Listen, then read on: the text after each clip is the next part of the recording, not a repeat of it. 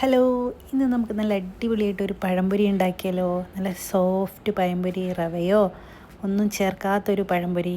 ഒരു പാത്രത്തിലേക്കൊരു 1.5 കപ്പ് മൈദപ്പൊടി ഇട്ട് കൊടുക്കുക കേട്ടോ.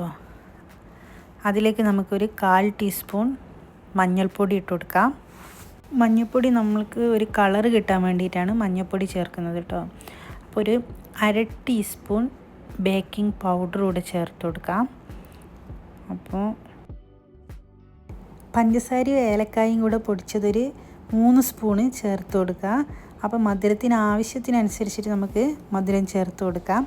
അപ്പോൾ ഒരു 1/4 ടീസ്പൂൺ ഉപ്പും കൂടെ അതിലേക്ക് ഇട്ട് കൊടുക്കുക. എന്നിട്ട് നന്നായിട്ട് തന്നെ ഒന്ന് എല്ലാം കൂടെ ഒന്ന് മിക്സ് ചെയ്തെടുക്കുക കേട്ടോ. ആവശ്യത്തിന് വെള്ളം ഒഴിച്ച് നന്നായിട്ട് ഇളക്കി യോജിപ്പിക്കാം. നന്നായിട്ട് തന്നെ ഒന്ന് ആദ്യം തന്നെ കുറേ വെള്ളം ഒഴിച്ചാൽ അത് ചിലപ്പോൾ ലൂസായി പോകാൻ ചാൻസ് ഉണ്ട്. പിന്നെ മാവ് നമ്മൾ വീണ്ടും ഇടേണ്ടി വരും. അപ്പോൾ കുറച്ച് വെള്ളം ഒഴിച്ചെടുക്കുമ്പോൾ നമുക്ക് നമ്മളെ ഇഷ്ടത്തിനനുസരിച്ച് ലൂസാക്കി കൊണ്ടുവരാം. അപ്പോൾ നന്നായിട്ട് തന്നെ ഇളക്കാം. നന്നായി എല്ലാം ഒന്ന് മിക്സായി വരുന്നവരെ ഒന്ന് ഇളക്കിയെടുക്കാം. അപ്പോൾ നമ്മൾ മഞ്ഞൾപ്പൊടി ചേർത്തുകൊണ്ടാണ് ഒരു മഞ്ഞ കളറായിട്ട് നിൽക്കുന്നത് കേട്ടോ.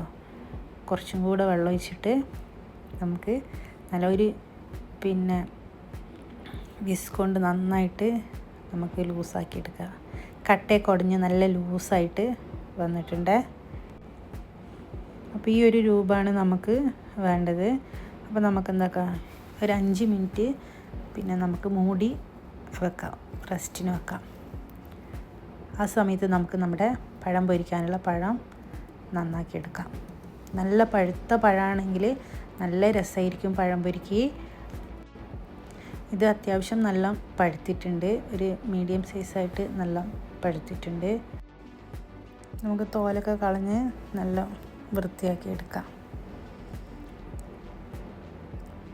പിന്നെ അത്യാവശ്യം തടിയും വണ്ണവും ഇല്ലാത്ത പഴമായതുകൊണ്ട് തന്നെ നമുക്ക് ഇതിന്ന് ഒരു 3 പീസൊക്കെ ആയിട്ടാണ് കിട്ടുള്ളൂ.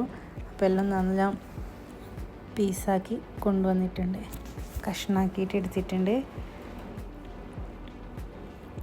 നമ്മളെ മാവ് ഒന്ന് പൊന്തിയൊക്കെ വന്നിട്ടുണ്ട് കേട്ടോ.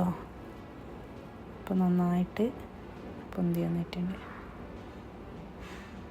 അപ്പോൾ ഒരു പാൻ വെച്ച് അതിലേക്ക് കുറച്ച് എണ്ണ ഒഴിച്ച് കൊടുക്കുക. നമ്മൾ പഴം പൊരിക്കുമ്പോൾ പഴം മുങ്ങി പൊരിയാനുള്ള എണ്ണ ഒഴിച്ച് കൊടുക്കാം. നന്നായിട്ട് എണ്ണയിൽ ഓരോന്നായിട്ട് മുക്കിയിടാം. നല്ല ചൂടുള്ള എണ്ണയിലേക്കായിരിക്കണം നമ്മൾ ഇടേണ്ടത്. ഇപ്പോൾ ചൂടുള്ള എണ്ണയിലേക്ക് നല്ല പൊന്തി വരുന്നുണ്ട് കേട്ടോ. എണ്ണയ്ക്ക് ഇടുമ്പോൾ അങ്ങനെ എല്ലാം ഒന്ന് ഇട്ട് കൊടുക്കാം, ഓരോന്നായി.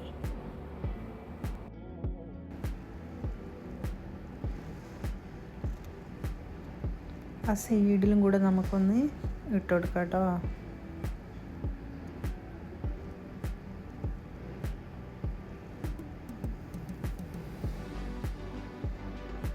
അപ്പോൾ നല്ല ഒന്ന് കളറെല്ലാം മാറി ഒരു യെല്ലോ കളറായിന് ഒരു ബ്രൗൺ കളറാകുമ്പോൾ നമുക്ക് കോരിയെടുക്കാം. അപ്പോൾ കോരിയെടുക്കാം.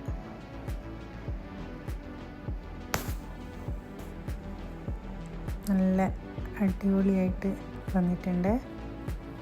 നമുക്ക് അടുത്തതും കൂടെ അങ്ങനെ നമുക്ക് എണ്ണയിലേക്ക് മുക്കിയിട്ട് കൊടുക്കാം.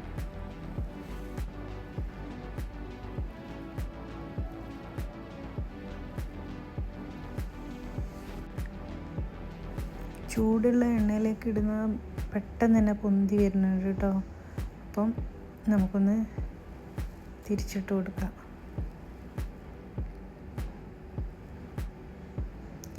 ഒരു ബ്രൗൺ കളറാകുമ്പോൾ നമുക്ക് കോരിയെടുക്കാം കേട്ടോ. ഇപ്പോൾ ഒരു യെല്ലോ കളറായിന് ഒരു ബ്രൗൺ കളറായാൽ നമുക്ക് കോരി മാറ്റാം.